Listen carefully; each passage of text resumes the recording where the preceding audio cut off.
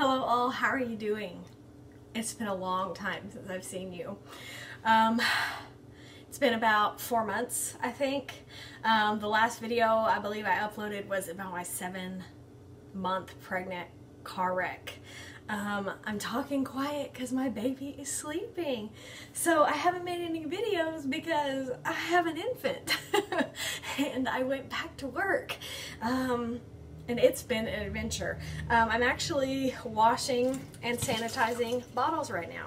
And it seems like I can't find 5 free minutes for anything anymore, let alone making videos, but I'm trying to kind of get back to normal. So I'm gonna wash bottles right now, and I'm gonna catch you guys up on what I've been doing, because it seems like when I'm standing here washing these, that is the only time I have, I don't know, 5 minutes to even breathe, even though I'm not really breathing because I'm working. So here we go. Let's just chit chat. This might be a long video because washing bottles takes me at least like 20-30 minutes. And then I have to run them through the little sanitizer. I have the little microwave sanitizer. It looks like a little spaceship. Takes forever. Okay, so let's see. My baby was born in December, and it was a process.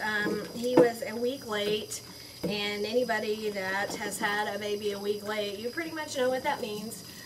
So my doctor basically said, you know, if they're a week late, we're going to induce you because nothing good happens after or past a week late. I don't know if I necessarily believe that or not, but you know, I have to take the doctor's advice, I guess. So I was a week late. They induced me.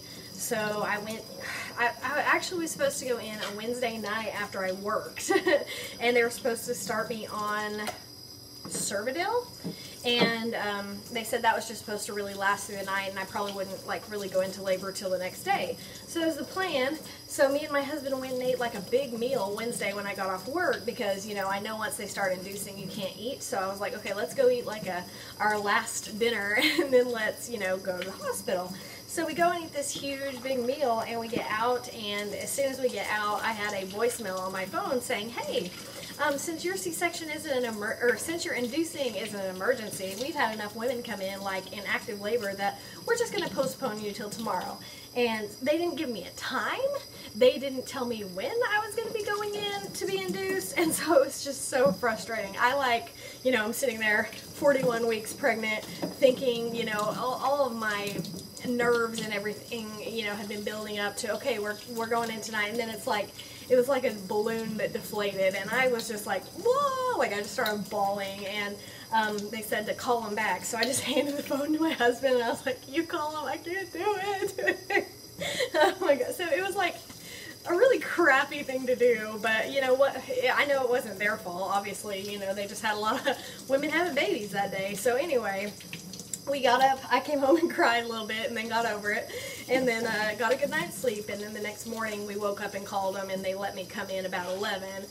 That was a Thursday morning, so I went in on Thursday about 11, and instead of doing Cervidil, I'm trying to like remember the names in my head, they did Cytotec, which is like a pill that like, you know, goes up in your cervix or whatever, and it was horrible. They did like literally they would come and do like a cervical exam every 2 hours for 25 hours. So I had like, you know, 12, 13 cervical exams, and I was so sore, and it hurt so bad that like when the nurse would come in, I would know that's what she was about to do, and my body would just like start shaking, like I can't do this anymore. So anyway, it was like, I don't know, 4 or 5 in the morning, and my water broke, and I had called for the epidural like an hour before my water broke, and you know, it takes a while sometimes for the anesthesiologist to get there. So it's like I'm sitting there and my water breaks, I'm laying there, my husband's asleep, so I'm kind of just laying there awake because obviously I couldn't sleep, and I'm like, I think my water broke, and literally right when it happened, the anesthesiologist came in to do my epidural, and so they set me up on the bed, and I have water just like gushing out of me, because my water broke like at the exact same time he showed up, and you know, you have to sit up and sit really still while he does the little epidural, and I'm like trying to sit still, you know, while my water's breaking out. I just feel it just like gushing out like a faucet. It was, oh my gosh, it was horrible. And, but I did good. And I heard a lot of horror stories about epidurals hurting a lot.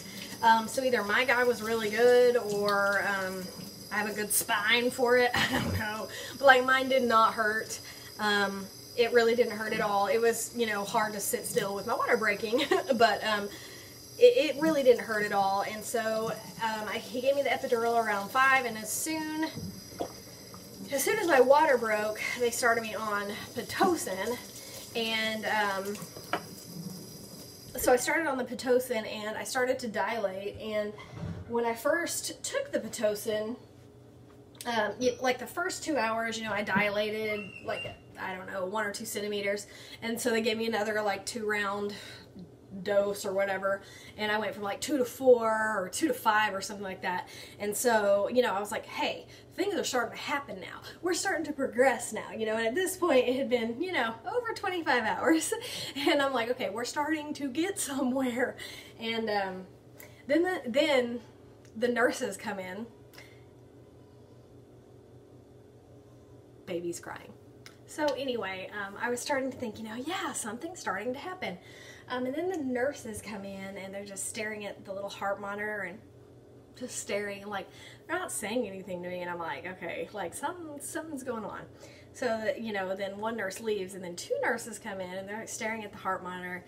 And then they stop the Pitocin. I'm like, okay, what's going on? Because you guys are, you know, obviously something's wrong. And they said that his heart rate was like dropping, and that it looked like it was in line with contractions, so it wasn't really any concern. But they stopped the Pitocin, they put me on oxygen for like an hour, and everything regulated. So then they took me off the oxygen, and they started the Pitocin again, and this time they did it for like 45 minutes, and the nurse just comes in and like shuts the little machine off.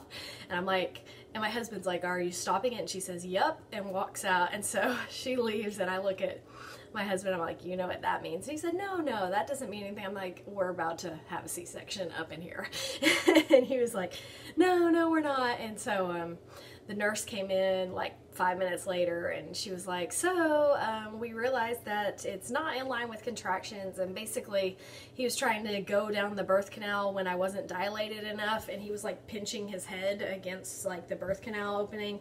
And so he was having like heart issues. And so about 20 minutes later, not even 20 minutes, maybe like 10 minutes later, my doctor comes in, and she walks in, and she's like, so his heart rate, and it was like she wanted to break the news that we needed to do a C-section, but I'm sure that, like, you know, a lot of women freak out about that. And so she was like being very timid in bringing it up. And like, I already knew, like when the nurse shut the Pitocin off, I was like, I already know.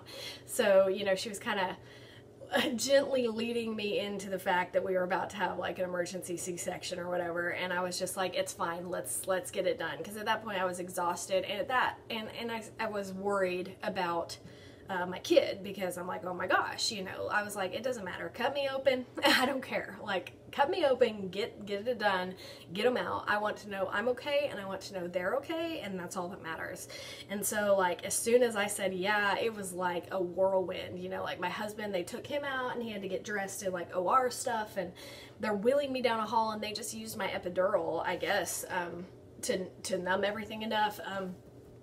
Basically they asked, you know, how numb did you get when they did your epidural? And I said, well, really numb. And they were like, okay, well, it must be a good epidural then. And so they were able to just use my epidural needle for, I guess, to re-numb everything for the C-section.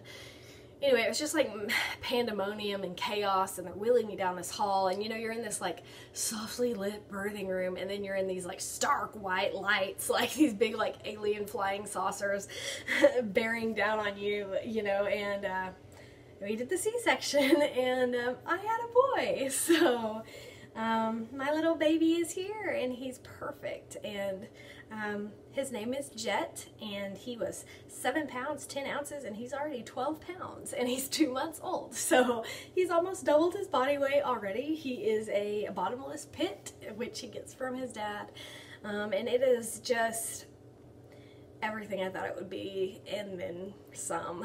I'm not gonna get emotional.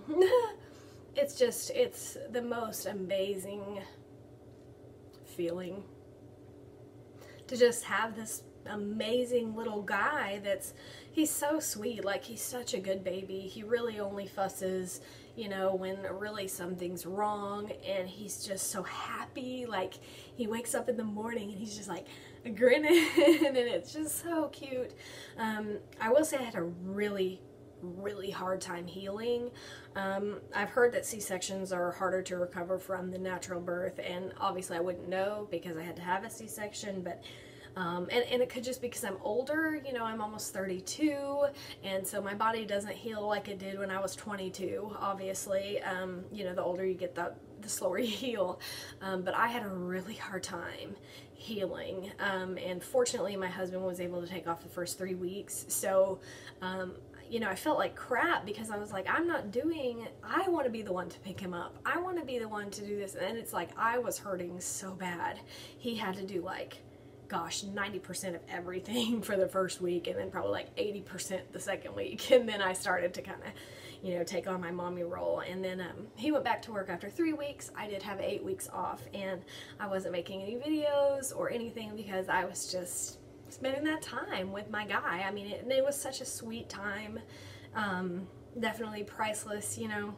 And I just went back to work last week. So I went back to work last week. They had parent-teacher conferences, and I didn't want my sub to have to do those by himself. And so I did go in last week and work conferences, and then Thursday and Friday after Valentine's Day, and then this week is my first full week back. So I've almost made it. Tomorrow's Friday. I will say that I am so exhausted. Like, it's, what, 6:20, and I'm like almost ready to shut it down and go to bed. I mean, the sleepless nights, the interrupted sleep, and then now, you know, I get up at 6. I have to be at school by like 7:10, 7:20, and so I have to get up really, I mean, I think pretty early for my job. It's not like I have a job I can go in at 9 o'clock or anything like that. And so it's really kicking my butt. Like, it's really kicking my butt. I know it's worth it. It's just, it's hard. And then, you know, certain nights my husband's gone because he works overnights. He's a firefighter. So he works like 24 or 48 off, and then he works a second job and is going to school on his other 48 hours. So he's gone a lot, he works a lot, and we knew this was going to be hard, but we didn't care, and I still don't care. I would still do it a million times over. So I just wanted to pop on here really quick and make a super short video to let you guys know I am fine. I am going to continue making videos.